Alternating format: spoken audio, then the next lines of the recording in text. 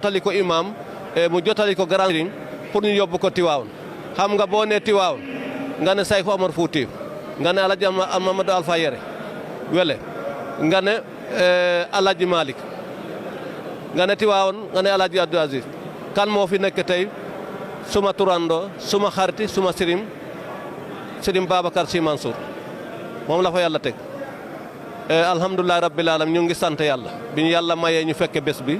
yàlla may ñu teew yàlla woor ci kal turu communauté guinéenne bi lu ñu def ci biir ci ànd ñun yëpp loolu sant yàlla la oote bi lu mu rëy rëy li gën a rëy mooy bi ñu ñëwee ci turu communauté guinéenne ñëwuñu fii turu titre ni président ni imam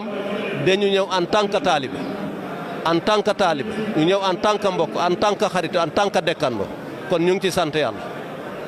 tey mën nañu xam exactement tey communauté guinéenne bi. asalaamaaleykum. aleykum salaam. tey ngeen ñëw fii avec la communauté guinéenne wuyu si appelu imam ratib.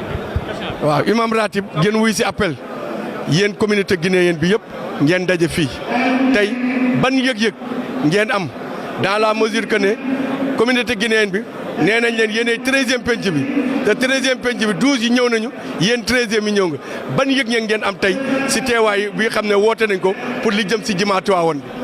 xanaa sant yàlla julli ci yonent bi gërëm suñuy waajur gërëm kilifa Guinée yu fi nekk gërëm imam ratib ak collectivité la bu ñu nekk fii ci Sénégal di gërëm communauté sénégalaise et communauté guinéenne yëpp ndax buñ ko yegee dafa mel ni dafa yàlla da doon def xëy na lii moo gën parce que dafa mel ni da doon xaw a ñaaw mais mu gën a rafet ba nga xam ne ñun yaakaaruñu ko foogewuñu ko woon sax dina demee nii ba yàlla def communauté bi teew def ci alal vraiment participer yàlla may ñu enveloppe ñu sant yàlla ñu ñaan loolu mu nekk vraiment suñu fay ëllëg ci aljanna ñu ngi leen di vraiment sant communauté bi di sant communauté sénégalaise. waaw gis nañ ne tey ànd nga ak ay kilifa moyen Guinée bi yëpp ak ñeneen ak ñëpp ñëw nañu maanaam mun nañ ne la communauté guinéenne résidant au Sénégal tey ñooñu fi teew ñëpp ak ñi xam ne teewuñu am yéene bi ban message nga am si ñoom. xanaa di wax ne que dañ góorgóorlu ñu gis ne lii diina boo ko yëkkatee yàlla moo koy yëkkati yow da ngay xalaat rek waaye yàlla moo koy mottali loolu moo won ne lii tey mais kilifa yi aussi kontaan nañ ci ñoom parce que ñëw nañ participer nañ def nañ ci seen alal ba pare aussi jël nañ seen temps teel a ñëw pour participer ñun amul lu ñuy wax lu ñu gërëm imam ratib de Dakar nga xam ne moom moo xalaat lii ba xam ne lii ñun tam bokk nañ ci xayo yaakaaroon naa mënoon na nekk bu waxul woon lii wala bu kiiwul woon ñun duñ ci mën a bokk waaye yàlla def na ci kàddam ñun jàpp nañ ci loolu lu baax la ñu fekke ci ñu def suñuy alal ak suñu kilifa yi amul lu dul kontaan di sant collectivité Lébu ak grand serigne de Dakar ak imam ratib ak waa jàkka ji yëpp ak waa communauté Sénégal. asalaamaaleykum. waaleykum salaam. wuri ngeen ñëw tey wuy si woote imam Samb. waaw ban yëg-yëg. waaw ñun imam Samb nag suñu papa la bul fàtte imam Samb moo ñu jox Guinée yi jàkk bi fii laylatul xadri ñun moo ñu ko jox moom ak grand serigne de Dakar ñoo accordé ñun sénégalo Guinée yi 13e penc Ndakaaru ñoom ñoo ñu ko may donc imam Samb wootee ñun kër war ñu fi njëkk suñu papa la suñu lépp la donc il fallait ñu ñëw teew parce que Tiwaawan nag ñun la plupart ay talibé Cheikh lañu donc loolu il fallait ñu ñëw wuyu si imam Samb suñu papa la suñu lépp la suñu wëllëre la merci.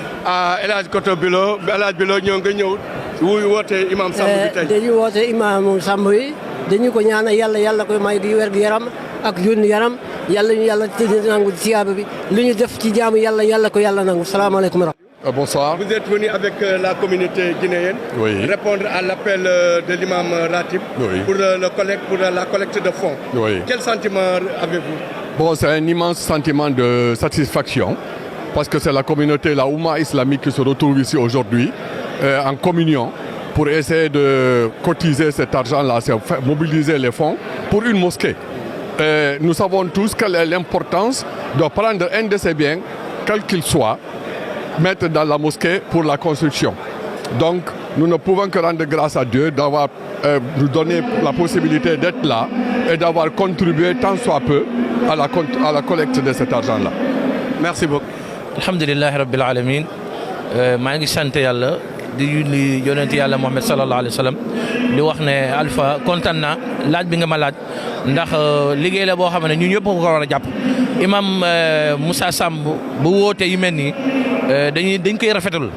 ndax liñ si jox rek xeebu nañ ko war na jox ay milliards surtout ñun communauté guinéenne war nañu am lu toll milliard bu ñu ko amoon ñu joxe pour jumaa ji ak jàkk ji mën a taxaw ndax di woote bi wallahi ñu ngi koy rafetal ak tur communauté guinéenne yëpp ñum ñoo fa teew bàyyi ñun kenn ndax communauté guinéenne ñooy 13e penc te 13e penc boobu xam nga ak ñun ak lébu yàgg na kon si loolu la ñu nekk kontaan nañu si woote imam woote kontaan nañ moo tax ñu wuy si am as tuuti boo xam ne ñun communauté guinéenne fexe nañ ba ñu am mais xeeb nañ ko lool waa kay. waaw léegi dama bëggoon li nga wax nii léegi si wolof nga tekkil ñu ko si susu. waaw alhamdulilah ina xam ma sëñ Alpha Sidibé mo bara ñaxalen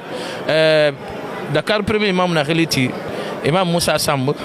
tuwawan yamingi tifira bili nga 1000 francs ba mo na kan stock mo tan communauté guinéenne mo yo xama mo barakata ha mo communauté guinéenne bili am fala ma yi ngo bili nam faaxe mo barna stock nga présenter kono ngo yo xama parce que ala na ngo sago halo ko ngo milliard fi parce que yamin fi na ala fi na ina ma to ya ko si mo faaxe ne mo na vraiment ngo bara yo ngo yetema kono ngo na stock ala na gire ko tu na 550,000 communauté guinéenne bili na stock tuwawan yamingi tifira anu yamin gbete ba yire gbete ba abirin kere